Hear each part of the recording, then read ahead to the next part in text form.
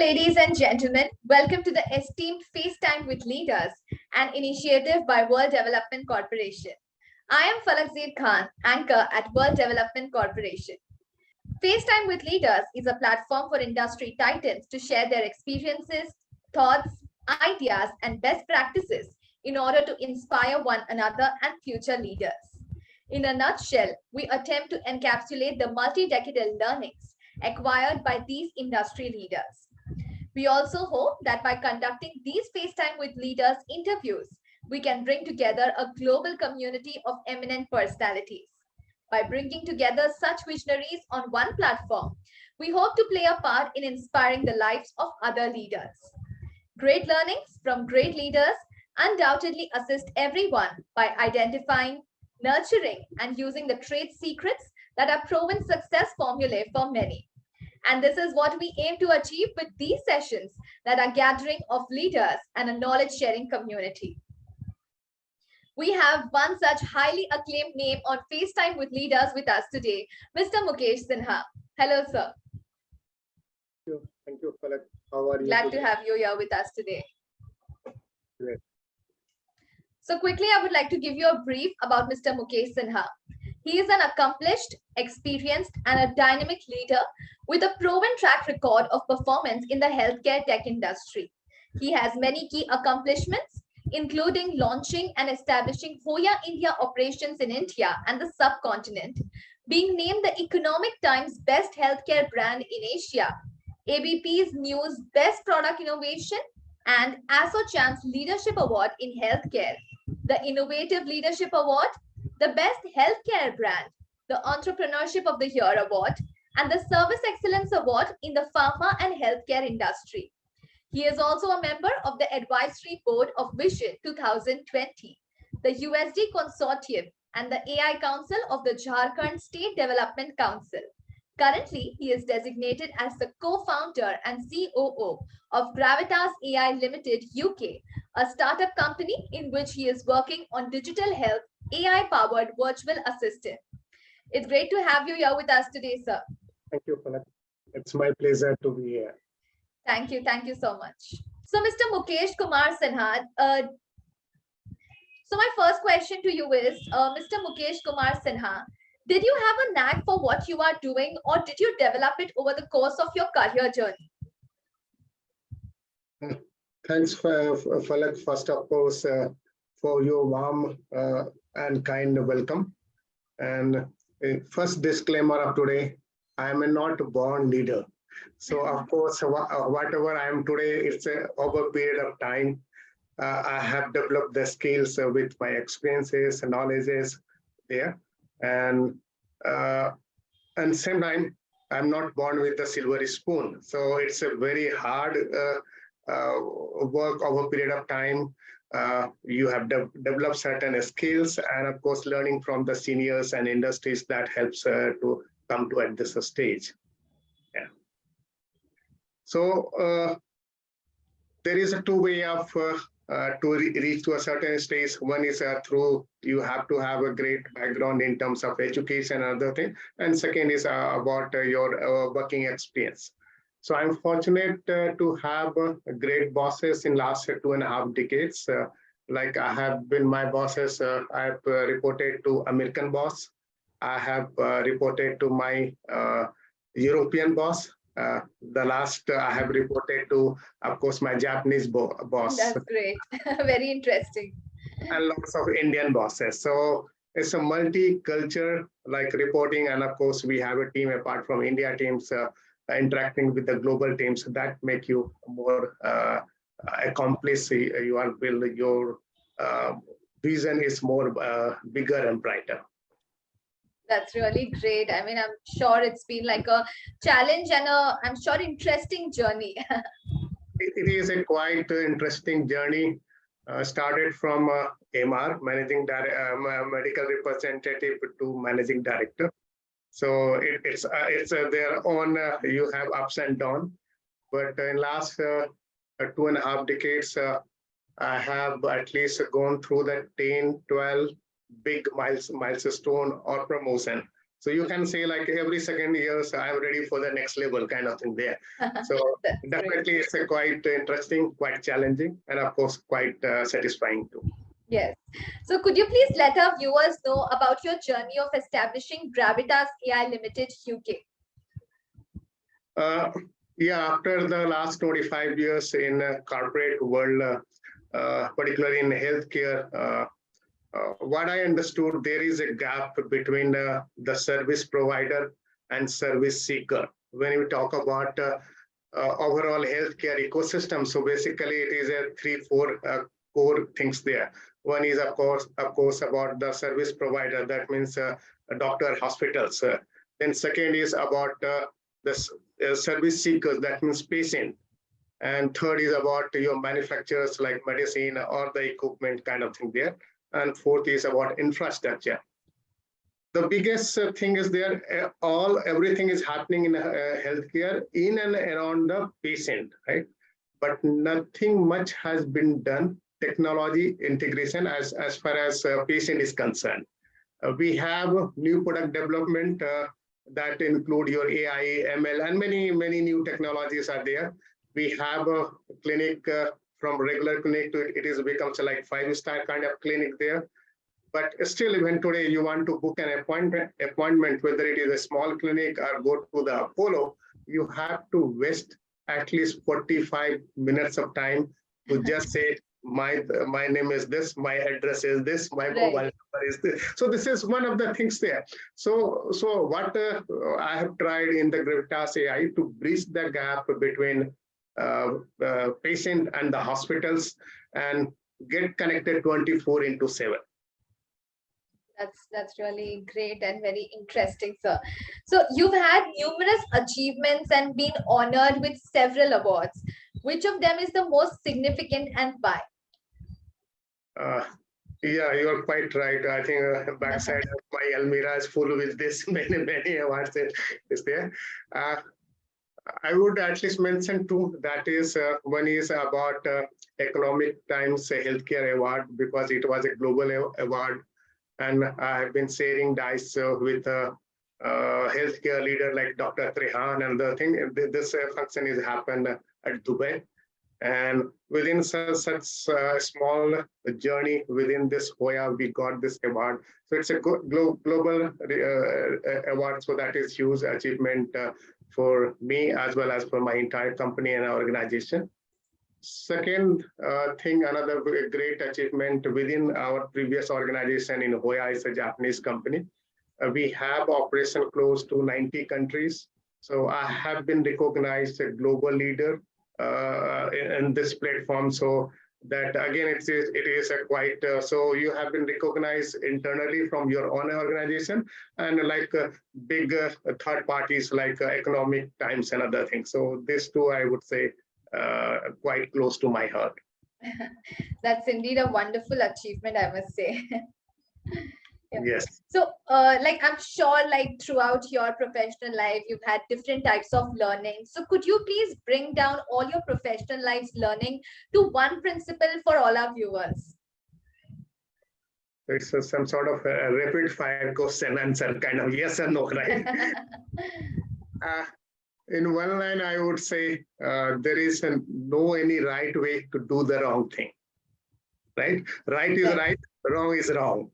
So if you want to achieve something in the life, you have to always do the right way and the right things to them.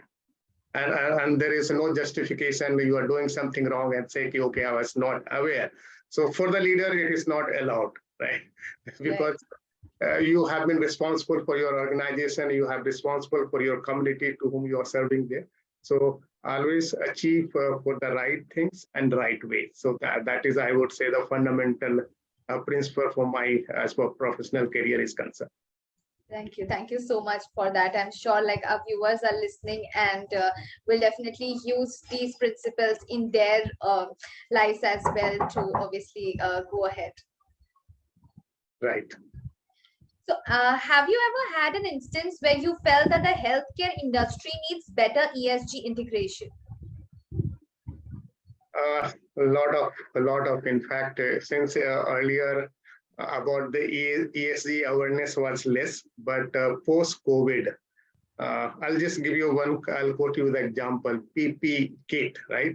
Yes. All the doctors, all the healthcare staff, everybody who are working in the hospital, they start wearing the PP kit. And it is a one single time use only, right?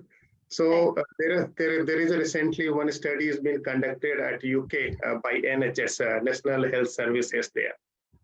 So this disposable kit, PP kit, and other things being used day to day in the operation theaters, like you have apron, you have mask, you have gloves, and a lot of disposable being used during the operation there.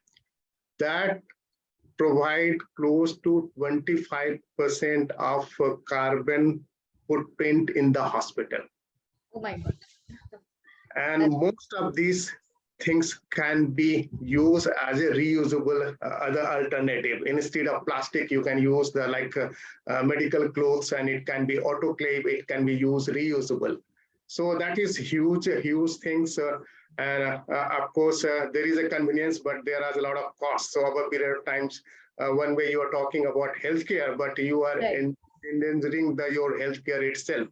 So that is one very common example.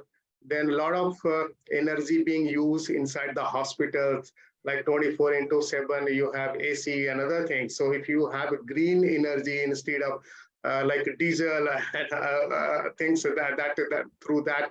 So every day, one way you are saving life through your skills and technology, but same time you are adding lot of environmental issue, lot of health related issues because of the ESG things there. So I think by conscious now we have to use more and more reusable things, and of course without compromising the contamination and proper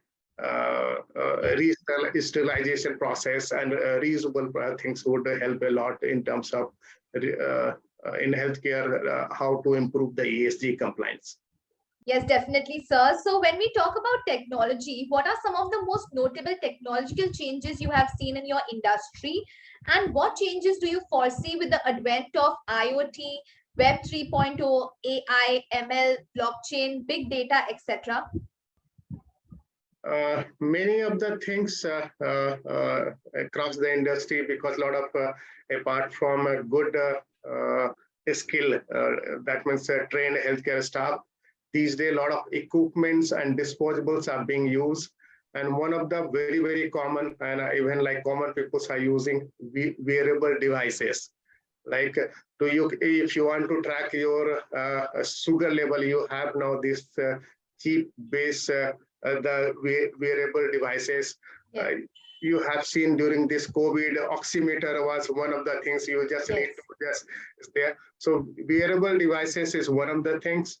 Next is very important, and everywhere it is being talked about, artificial intelligence. Many new things that the kind of data being captured, so that helps even the product development is quite faster. And we have the live example like a vaccine which is being produced and approved usually 3 to 5 years. It has been developed and being used during the COVID period, just within a few months kind of thing there. So these things are making the product development faster. It is affordable. And of course, even general public can use particularly lifestyle disease in day to day and understand about how their bodies is responding. So it is very easy to use kind of wearable devices that making huge impact in the individual health. Yes. So what values do you bring to the table as an ESG certified independent or non-executive director?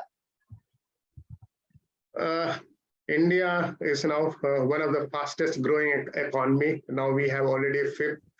We are in the race to becoming third by, I think, 2027, as per data is being provided.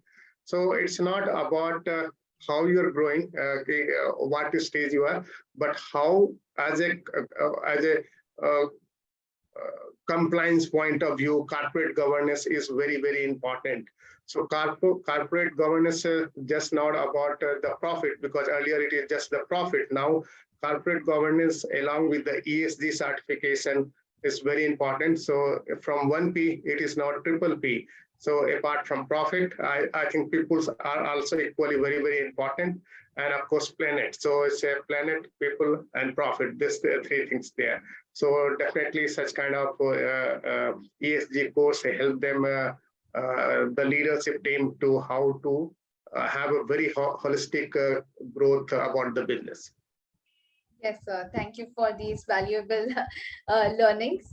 We are building a FaceTime with leaders community for cross-pollination of knowledge and a community of independent directors for having a better corporate governance in the country. So what are your thoughts about these initiatives taken by Mr. Zishan Pathan, Mr. Heval Mehta, and the whole World Development team?